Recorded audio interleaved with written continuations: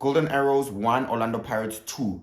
Jose Rivero made 8 changes to his starting 11. Only Macau Lambogazi and Dlamini started the game, who you would say are Orlando Pirates starting 11. And it is very clear that Jose Rivero has an eye for the Nedbank Cup final on Saturday. He decided to rest players. I think it's been an intense few games. The Soweto Derby last week, Pirates coming back from behind to win that. Also, this Kukuna loss, that was an intense game. And also before that, the CAF Champions League semi-final, narrow defeat to Pyramids. So it is very clear that some players deserve a rest.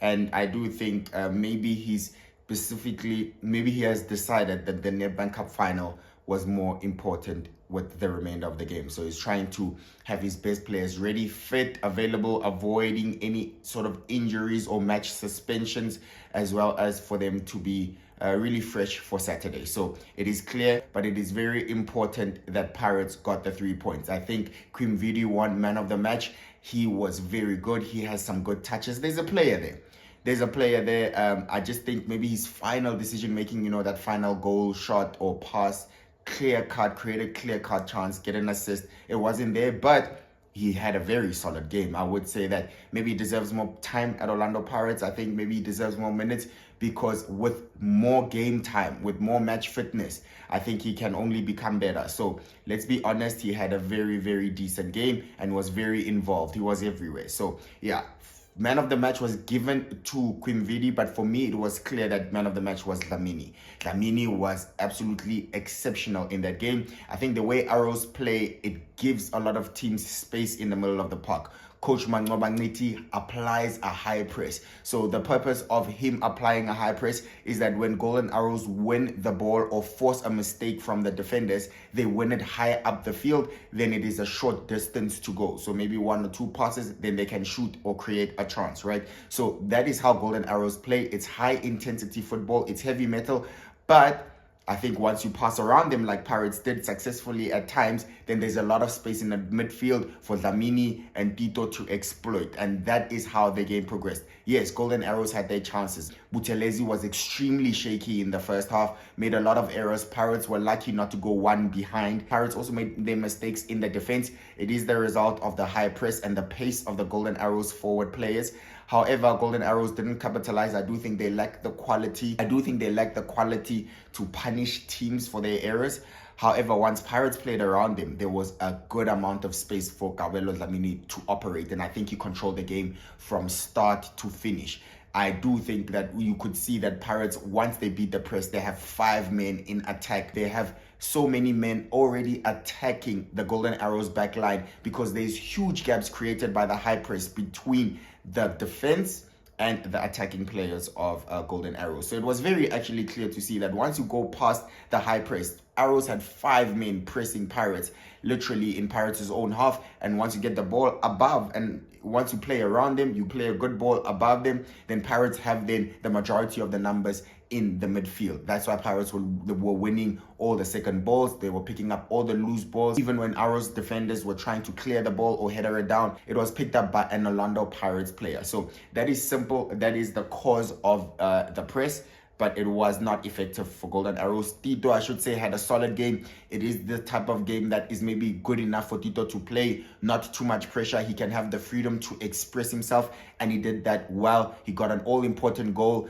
It was a brilliant through ball by Kabelo Dlamini, and Tito goes around the keeper with his right foot, tucks it away with his left. Very cute and accurate finish. He gets the opener. Arrows equalized soon after. We didn't see it because DSTV lost transmission, but then Pirates got the all-important winner after the substitute Mabasa scored. We know Mabasa is a prolific goal scorer. He hit it on the volley. What a finish. And I think his minutes to goal ratio is something that's very impressive for Orlando Pirates. Again, Jose Rivera has to choose who he makes happy, how he keeps them players happy between Makgopa and Mabasa is very interesting to me. Mabasa started the season off very strongly, and we know he was one of the top scorers last season, if not the top goal scorer. So for me, he started the season while scoring goals, but then he suddenly got dropped. I was questioning that decision, but it's very clear to see that Jose Rivero, he prefers Makgopa because I think he thinks Makgopa has better link-up play. Makgopa brings in Nkota and Mufokeng into the game, and Pirates create more,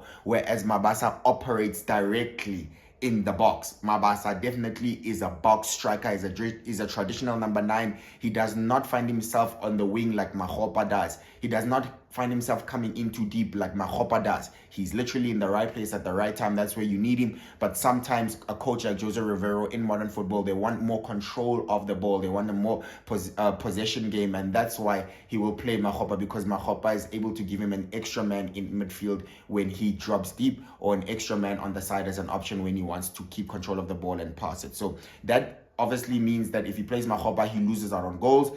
Although I should say Mahopa did score in the derby, he doesn't score many. Just like Tito as well, he's had not a very good season. That was only his second league goal. We're almost at the end of the season, so he needs to deliver more in terms of goals and assists. But it is clear that maybe he's dropped to the bench. He's not Orlando Pirates starting.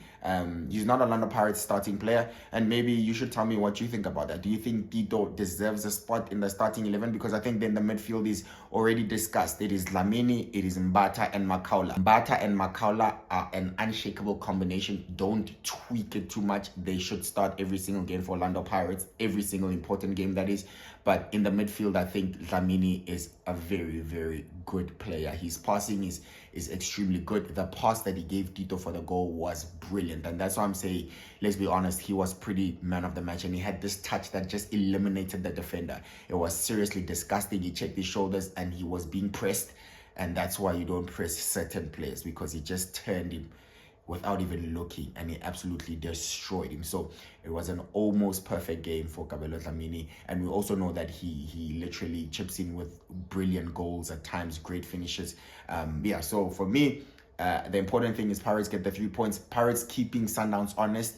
Pirates need to do what they need to do just in case Sundowns slip up, and maybe a little bit of pressure could allow Sundowns to slip up. Whether you think that is possible doesn't matter, but Pirates get the job done, and it's very important that they do that even after rotating so much. So that's a very, very brilliant game in the context of 3 important games that Pirates have just played, 2 losses, a big Soweto derby win, big mentality, and another final coming up against Kaizer Chiefs as well in between. So in the context, if you look at the context as a whole, it is a very important win. I think it's Jose Rivero's 31st win in the season for Pirates. That's the most in PSL history for Orlando Pirates. He's had a very successful game. If you look at the number of games that Pirates have played, about 46 or 47, and they've only lost like 5-6 times. So that is a very impressive season by Pirates and Jose Rivero by all standards. So yeah, it would be unfortunate that this is not enough to win the league, but there's nothing else that Pirates can do now. Just focus on winning the rest of your games, and now the big one on Saturday, make sure the job is complete. But with that being said, that's my video. Please let me know